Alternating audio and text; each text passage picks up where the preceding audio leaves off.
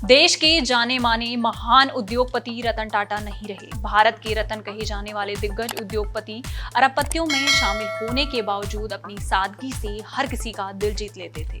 वो अपनी कारोबारी उपलब्धियों के साथ साथ अपने विनम्र स्वभाव और परोपकारी कार्यों के लिए जाने जाते थे, लेकिन उनकी विरासत और समाज के प्रति उनका योगदान हमेशा हमारे दिलों में जीवित रहेगा। उनके चले जाने के बाद उनकी जिंदगी से जुड़े कुछ दिलचस्प किस्से पीछे रह गए।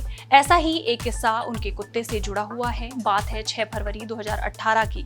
ब्रिटेन के शाही राजमहल बकिंघम पैलेस में एक कार्यक्रम आयोजित किया गया था।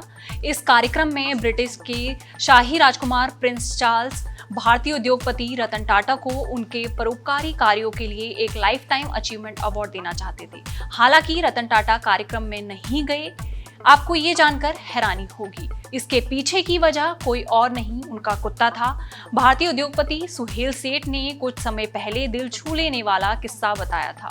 उन्होंने रतन टाटा की उनके उसूलों के लिए काफी तारीफ और सराहना की थी। सुहेल ने बताया था कि आखिर क्यों रतन टाटा इतने बड़े कार्यक्रम में नहीं गए थे। उन्होंने बताया कि सब कुछ तय था। पुरस्कार समारोह ब्रिटिश एशियन ट्रस्ट के साथ मिलकर आयोजित किया गया था। सुहेल ने बताया कि कार्यक्रम में शामिल होने के लिए वो 2 या 3 फरवरी को लंदन पहुंचे थे।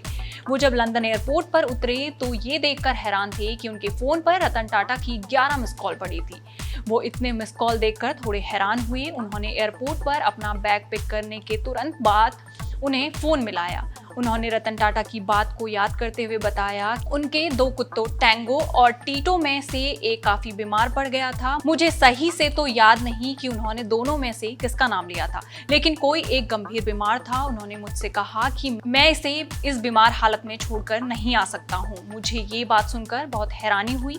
मैंने प्रिंस चार्ल्स के नाम का हवाला देते हुए उन्हें काफी मनाने की कोशिश की, लेकिन वो आने के लिए नहीं माने।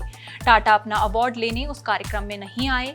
सुहेल सेठ ने प्रिंस चार्ल्स के बारे में बताया कि उन्होंने जब रतन टाटा के कार्यक्रम में नहीं आने के पीछे का कारण सुना तो उन्होंने क्या कहा। प्रिंस चार्ल्स ने उनसे कहा, इंसान ऐसा होना चाहिए। रतन टाटा कमाल के इंसान हैं, यही कारण है कि टाटा हाउस आज इस स्थिति में है। वहीं गोवा रतन टाटा का पसंदीदा कुत्ता था, जो अक्सर उनके साथ बैठकों में जाता था।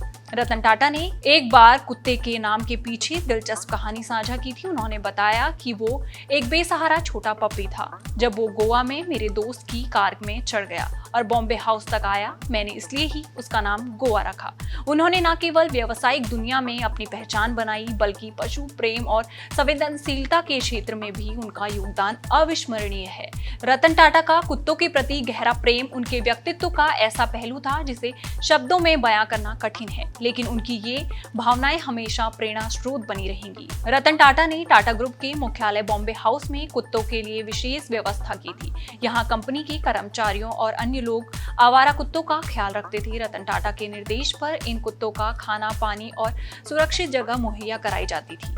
ये अनोखा कदम उनके जानवरों के प्रति प्रेम और करुणा का उदाहरण था, जिसने बॉम्बे हाउस को एक पशु प्रेमी संस्थान बना दिया। रतन टाटा ने अपने सोशल मीडिया पोस्ट में कई बार पालतू कुत्तों के खो जाने पर मदद की अपील की। एक बार उन्होंने अपने इंस्टाग्राम पर एक पोस्ट साझा किया, जिसमें उन्होंने अपने कर्मचारियों और फॉलोअर से एक खोए हुए डॉग को ढूंढने की अपील की। इस कुत्ते की पहचान करवाने और उसके मालिक तक पहुंचाने में रतन टाटा ने व्यक्तिगत रूप से दिलचस्पी ली। ये घटना उनके पशु प्रेमी व्यक्तित्व का एक और उदाहरण थी। रतन टाटा की अंतिम डॉग से जुड़ी पोस्ट ने सभी का दिल छू लिया।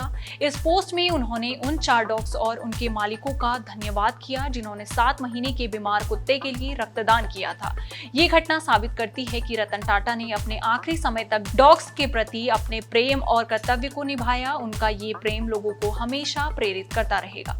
रतन टाटा हमेशा आवारा कुत्तों के लिए घर खोजने के प्रयासों में लगे रहते थे। उन्होंने उनकी सेहत और देखभाल के लिए ठोस कदम भी उठाए। रतन टाटा की ये दया उनके अंतिम दिनों तक जारी रही। उनका आखिरी प्रोजेक्ट, जो डॉग्स और छोटे जानवरों के प्रति उनके प्यार का प्रतीक था, मुंबई में खुला स्मॉल एनिमल हॉस्पिटल है। ये अस्पताल 98,000 वर्ग फुट के बड़े एरिया में वर्ल्ड क्लास सुविधाओं के साथ पेट्स का इलाज कर रहा है।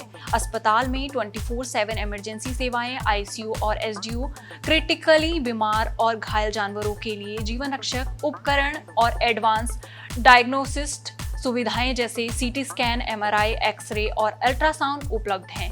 इस 195 करोड़ रुपए के प्रोजेक्ट को रतन टाटा ने विशेष रूप से आवारा डॉग्स और अन्य छोटे जानवरों के लिए समर्पित किया था। रतन टाटा ने कई बार अपने सोशल मीडिया पर डॉग्स के प्रति अपने स्नेह की झलक दी है। उन्होंने एक बार मुंबई के सायन अस्पताल में मिले एक खोए हुए डॉग के लिए भी मदद की अपील की थी। वहीं उन्होंने मॉनसून में आवारा डॉग्स की सुरक्षा के लिए भी जनता से अनुरोध किया था कि वो अपनी कार के नीचे छुपे डॉग्स का ध्यान रखें ताकि कोई दुर्घटना ना हो। रतन टाटा का ये अस्पताल उनके द्वारा बेजुबानों के लिए किए गए उनके योगदान का सबसे बड़ा प्रतीक है।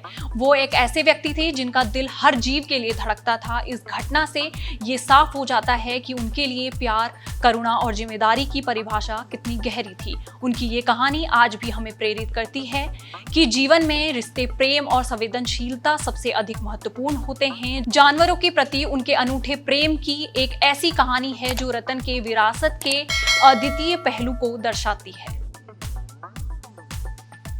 इस पूरी खबर पर आपका क्या कहना है, आप हमें कमेंट बॉक्स में जरूर बताइएगा। इसी तरह की देश दुनिया की खबरों के साथ जुड़े रहने के लिए देखते रहिए जनसत्ता।